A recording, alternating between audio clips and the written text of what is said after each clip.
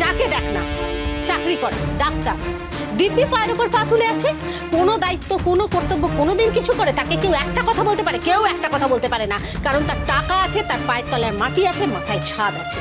আজ আমাকে দেখ, এত দায়িত্ব কর্তব্য করার পরে আমার মাথার উপর একটা আশ্রয় নেই। তোমার মাথার উপর কোনো আশ্রয় থাকবে না যদি তোমার পায়ের তলার মাটি না থাকে। লোকে তোমাকে পাপোশের মতো ছুঁড়ে ফেলে দেবে, বুঝতে পেরেছিস?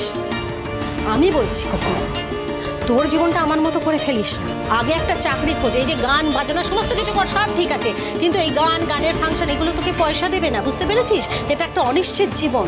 কিন্তু একটা চাকরি তোর পায়ের তলার মাটি দেবে, তোর মেরুদণ্ডকে শক্ত করবে। সবসময় চাকরির চেষ্টা করবি যাতে তোকে মানুষ হিসেবে সম্মান করে, শুধু মহিলা হিসেবে নয়। ঠিকই বলেছো কাকিমা, আমাকে এখন থেকেই নতুন করে চেষ্টা করতে হবে। এই জীবনটাকে একরকম ভাবে সাজাতে চেয়েছিলাম, আর হয়ে গেল অন্যরকম। কিন্তু জীবনটা আমার যেরকমই হোক, এইভাবে আমি জীবনটাকে বয়ে যেতে দেব না। আমার জীবনটাকে আমি আরো সুন্দর করে সাজিয়ে গুছিয়ে ঠিক তুলব। আনন্দেই থাকবো কাকিমা। তোমাকে দেখেছি তো, তোমাকে দেখে শিখেছি যে সমস্ত কষ্টকে উপেক্ষা করে কি করে আনন্দে বাঁচা যায়। আমিও তাই করব, তুমি দেখো। আমিও এই সমস্ত অপমানকে ইগনোর করব, সমস্ত কষ্টকে দূরে সরিয়ে এর অনেক উপরে উঠবো আমি। একদিন এই টিটোই আমাকে সম্মান করতে বাধ্য হবে, কথা দিলাম তোমায় আমি। তুমি এখন বাড়ি যাও না, অশান্তি করে তো কোনো লাভ নেই। অশান্তি করে কি লাভ বলো? যাও যাও, বাড়ি যাও। তুমি, আমার তো যেতে দেরি হবে, আমাকে তো এগুলো সামলাতে হবে। আমি কি করে যাব বল? তোমাকে, আচ্ছা তাহলে ওই তোতার জিনিসপত্রগুলো কখন? আজকে হবে না, কালকে সকালে বেরিয়ে কিনে নেবো। ঠিক আছে ঠিক আছে, আমি তাহলে যাচ্ছি। তুমি একটু তাড়াতাড়ি এসো। আচ্ছা। আর কাকিমা প্লিজ একটু খেয়ে নাও। হ্যাঁ হ্যাঁ, তুমি খেয়ে নেবে কিন্তু, প্রমিস? হ্যাঁ হ্যাঁ, খেয়ে নেবে তো? যাও, যাও, যাও। হ্যাঁ আমি যাচ্ছি, তুমি তাড়াতাড়ি এসো কিন্তু।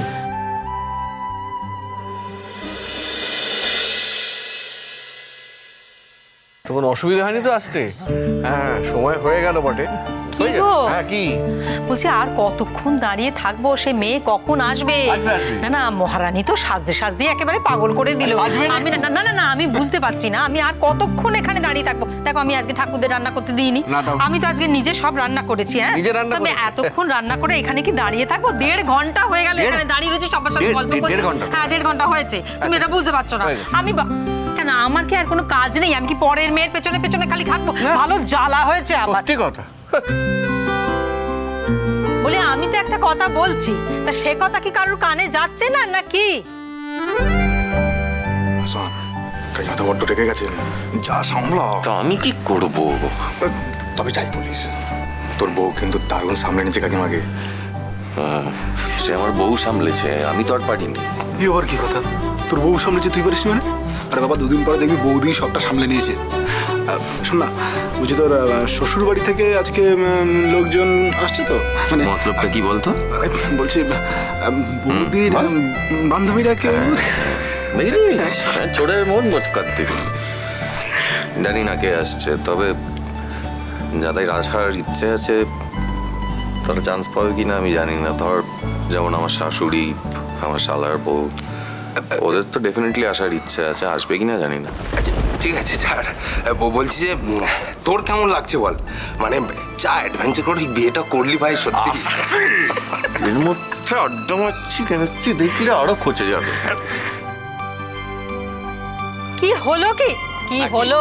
আমি যে এখানে কথা বলছি কারোর কানে ঢুকছে না? না কি কারো কানে ঢুকছে না? এত শোনো ভাই, শোনো, একটা কথা পরিষ্কার করে বলে রাখছি, আজকের আয়োজনে যেন কোনো ত্রুটি না হয়। এই আয়োজনটা করেছে আমার ছেলে আসমান, আমার পুত্রবধূ, বাচ্চা ছেলে মেয়ে, ওরা আয়োজন করেছে। সবাই কিন্তু ভালো করে খেয়ে দিয়ে যাবেন। হ্যাঁ, সব খেয়ে দিয়ে যাবেন।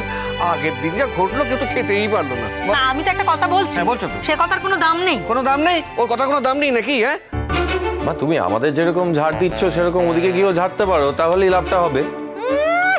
কত বোকা যেন আমি। বোকা? হ্যাঁ, আমি ওকে ঝাড় দিয়া সে মেয়ে আমার মুখের উপর তেজ দেখিয়ে চলে যাবে।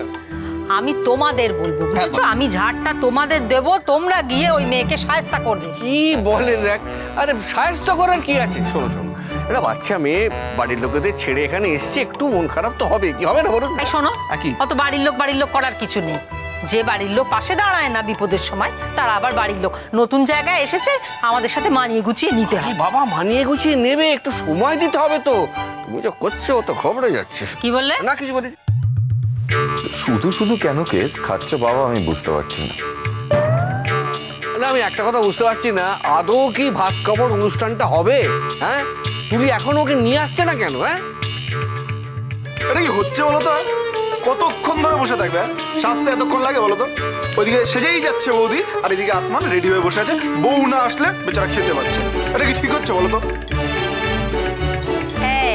এই কথাটাই আমি বলতে চাইছিলাম। আর কত সাজবে মেয়ে, আর কত সাজবে? এমন তো নয় দুজনকে একেবারে পতন দেখছে যে রূপে একেবারে ভুলিয়ে দেবে। কবে থেকেই তো দুজনকে দেখে পচে গেল, তারপরেও এখনো সাজছে। কত সাজবে? আর আমার মেয়েটাও হয়েছে বোদের ধারী, শুধু সময় নষ্ট করছে।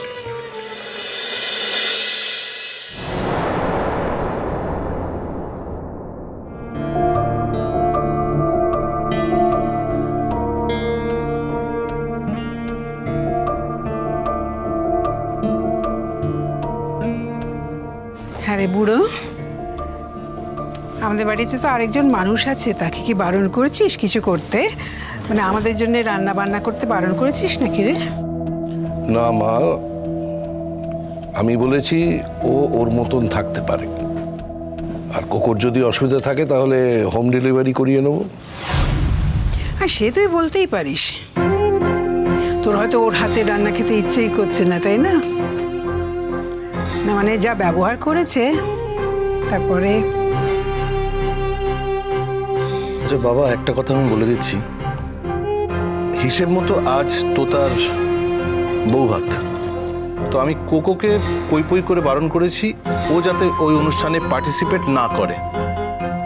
এই বাড়িতে যে যতক্ষণ থাকবে তাকে ততক্ষণ এই বাড়ির নিয়ম মেনেই চলতে হবে।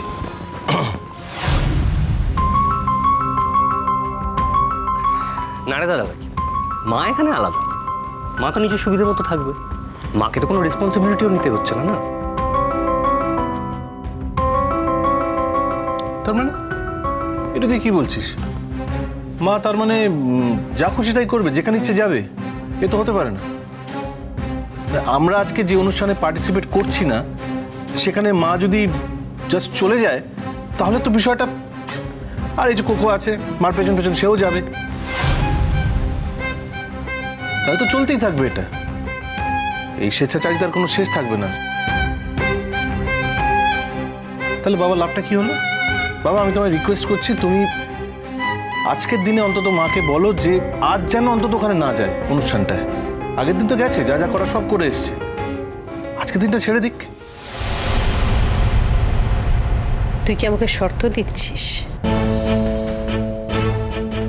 যে তোদের বাড়িতে থাকলে যা যা তোদের পছন্দ তাই তাই মেনে নিতে হবে? তোরা যেখানে বলবি সেখানেই আমি যেতে পারবো, আর যেখানে তোরা পছন্দ করছিস না সেখানে যেতে পারবো না।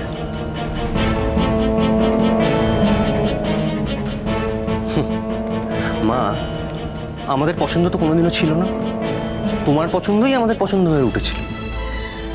তা এখন কিছুদিন আমাদের পছন্দ মতো চলে দেখো না।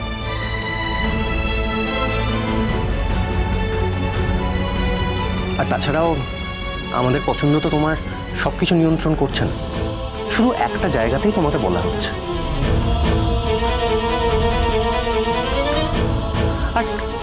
আর তুমি তো সারাটা জীবন তোমার পছন্দ মতোই কাটিয়ে এসছো, তাহলে আমাদের এই একটা অপছন্দের জায়গা তুমি মানবে না কেন?